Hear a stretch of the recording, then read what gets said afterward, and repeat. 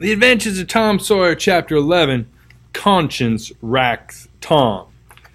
Close upon the hour of noon, the whole village was suddenly electrified with the ghastly news. No need of the as yet undreamed of telegraph. The tale flew from man to man, from group to group, from house to house with little less than telegraphic speed. Of course, the schoolmaster gave holiday for that afternoon. The town would have thought strangely of him if he had not. A gory knife had been found close to the murdered man and had been recognized by somebody as belonging to Muff Potter, so the story ran.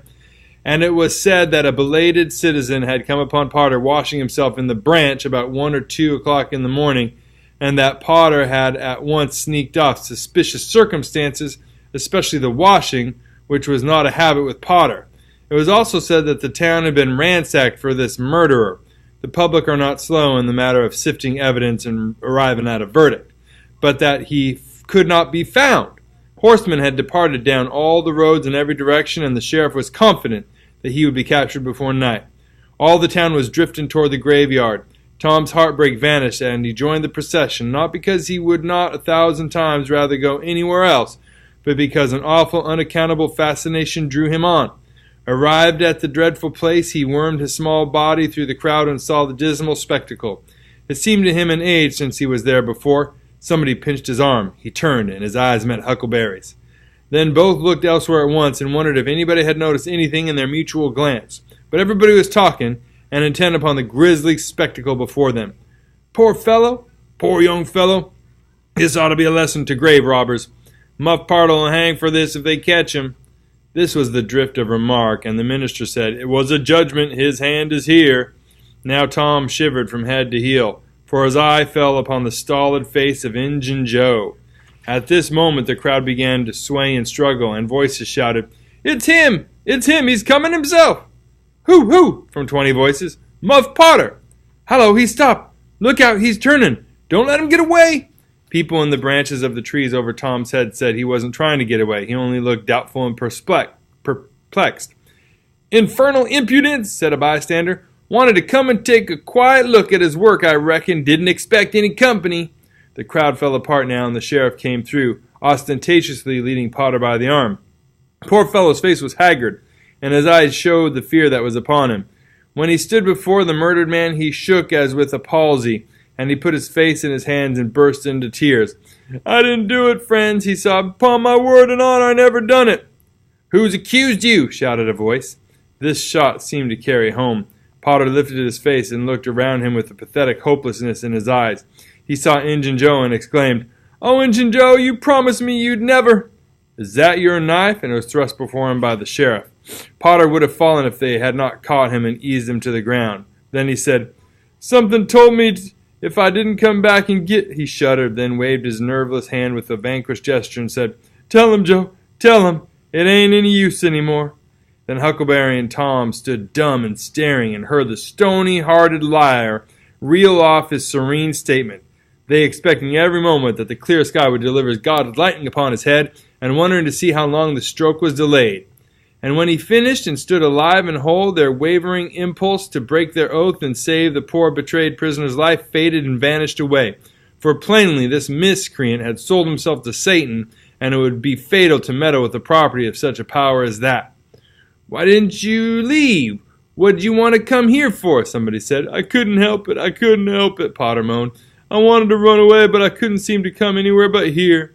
And he fell to sobbing again.